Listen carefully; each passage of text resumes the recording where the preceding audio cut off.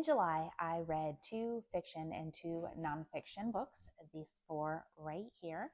The two fiction books were actually really good, super sweet books.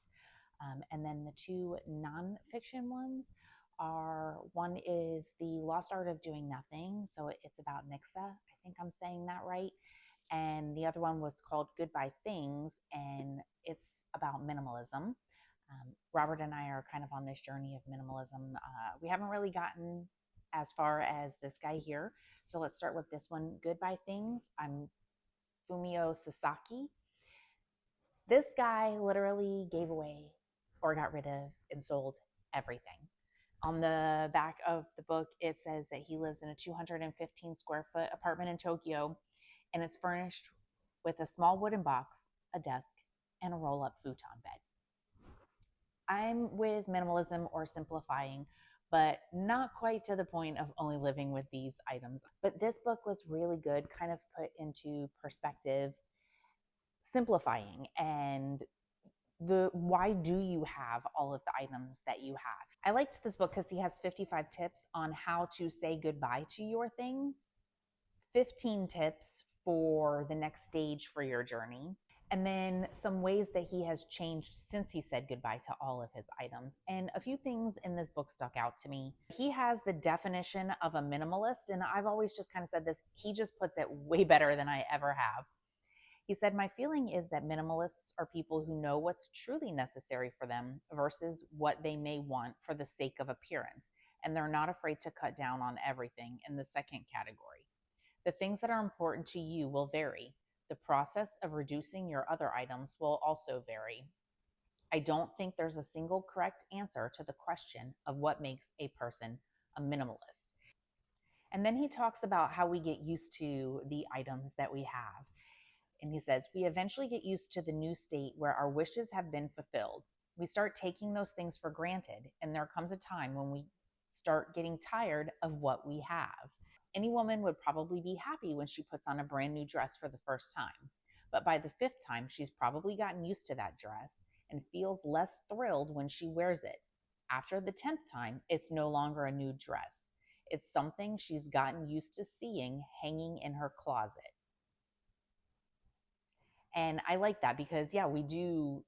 I've slowly been downsizing my closet. And when I had a ton of stuff, I felt like I didn't have anything to wear. And I liked when he said, discarding things may leave you with less, but it will never make you a lesser person. And I like that. I was watching another video and I cannot remember who it was, but she was downsizing her closet and she's a maximalist. And she said, don't look at it as losing things, look at it as gaining space. And I'm like, that's a great way to look at it. Minimalism is not a competition. Don't boast about how little you have, and don't judge someone who has more than you. And then he talks about experiences and that experiences resist comparison. And he says, perhaps that's why experiences give you longer periods of happiness. You'll feel a much richer sense of contentment by building your experiences rather than buying items, because your experiences resist comparison with others. And because they are tough to compare, your experiences don't even have to be anything rare or expensive to be special to you. A considerable amount of imagination is necessary if you want to compare your yoga class to someone else's game of golf, or your fishing trip to another person's camping expedition. Perhaps the most important reason for getting out there and engaging with the world is that the experiences you gain through your actions can never be taken away from you. Unlike our material possessions, our experiences are inside ourselves, and we can take them with us any place we go. No matter what may happen to us, the experiences are ours to keep. So for me, this book was a 5. If you haven't read it, I can't believe it was written like 10 years ago and I never read it before. This is a fantastic book. The next book is The Lost Art of Doing Nothing, and that is a Dutch habit, and it's how the Dutch unwind with Nixa. That Nixa is the opposite of productivity, that it's really good for your mind, your body, creativity, and your wallet. I did try Nixa to just kind of sit with yourself for like 10-15 minutes, and it is difficult to do. Your mind starts to wander and start to think of all of your to-dos. But to work on reining in your thoughts and really focusing on nothing and just kind of letting your mind wander, not thinking of to-do list. It's difficult, but it's super helpful. They do talk about like how people are insistent that they're absolutely indispensable. And this is how they kind of phrase this. If that's what you're thinking, then burnout is not far off. You're ready for sick leave. Everybody is dispensable, and that's how it should be, because otherwise the system will collapse anytime a worker has a family emergency. Our whole system is based on non-load bearing walls. And as soon as you think of yourself as a load bearing wall, you need to take a break and get a sense of perspective. It's quite possible that you can't leave adolescence alone for 5 minutes, but you can occasionally let someone else deal with an issue. Get your house back in order. Take care of yourself first, then others. In situations of compulsory attendance at work, you can also make sure you're not doing extra work after hours. Don't spend your time for Nixa in the evening answering emails with the aim of nipping future stress in the bud. And I like that it's talking about take care of yourself first and then others. How many times have we been on an airplane and the stewardess is like, put your own mask on before you put on the others? Like, if you pass out from lack of oxygen, you're not going to be any help to anybody else. This is definitely good if you're looking for doing some more mindfulness or getting in the practice of just kind of learning how to rest and relax and unwind. The third book that I read is Gelato at the Villa, and it was super cute. It is the second book in the Suitcase Sisters series.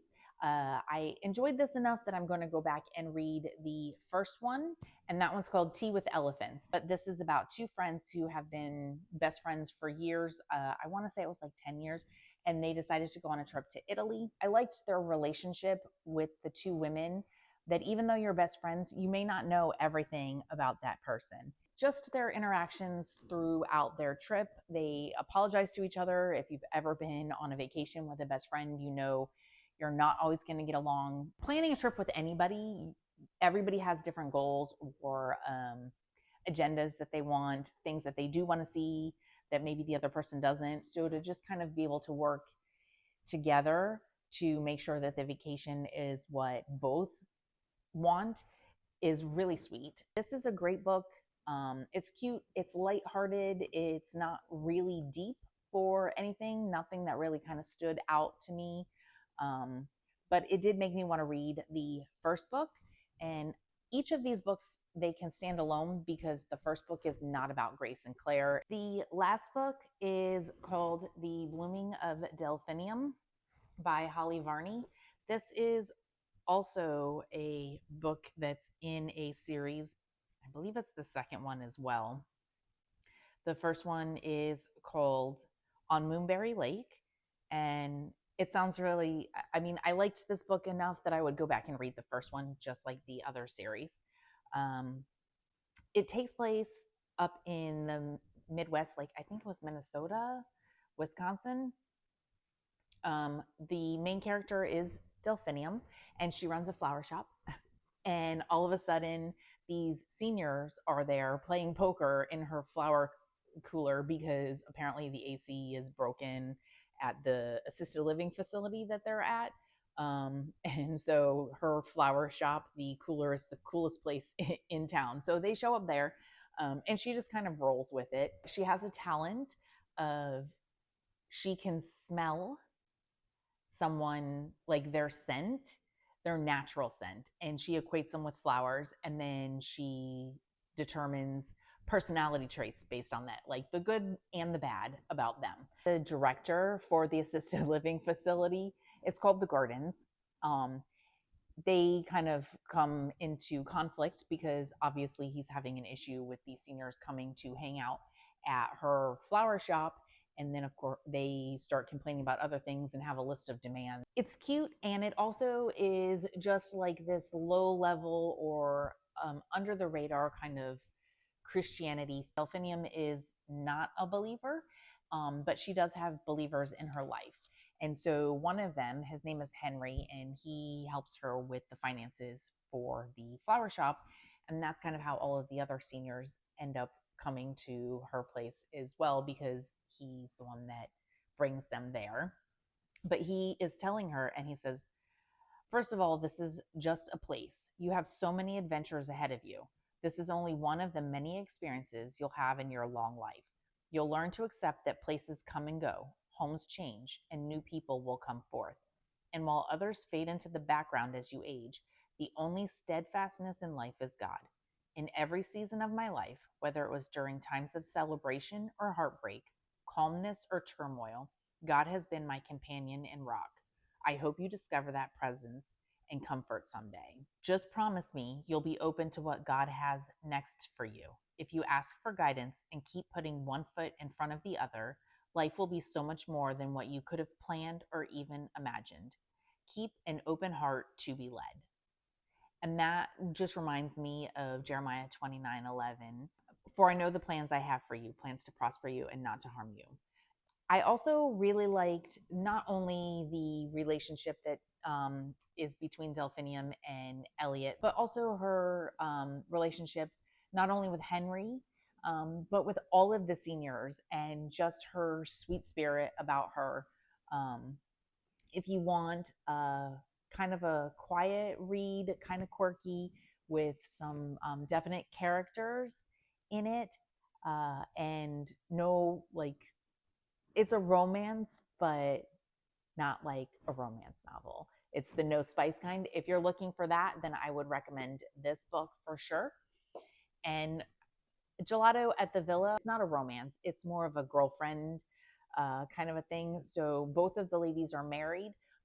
So if you're wanting sweet reads that aren't explicit, then these two are going to be solid choices, in my opinion.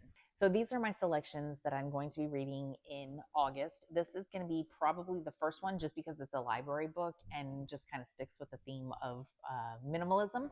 But Soulful Simplicity by Courtney Carver, Stephanie Mack, 20 something else. It's really cute. It's apparently about a girl, a lady who's almost 40, and then she has a pickleball accident and she wakes up and she's 20 something. The Girl in Cabin 13, I've had this one. It's probably one that I would normally read like in September, October, because it's kind of looks like it's kind of creepy, but I'm wanting to stay inside when it's so hot out. And then I am reading Daisy Jones and the Six. I have read The Seven Husbands of Evelyn Hugo by Taylor Jenkins Reid, and that one was okay. Based on the limited series with Prime, I am hoping that this book is like fantastic. If you've read any of the ones that I read in July or my upcoming ones in August, and you have ones that you cared for or didn't care for, I'd love to hear from you. And as always, have a wonderful weekend and week, and I will see you next time.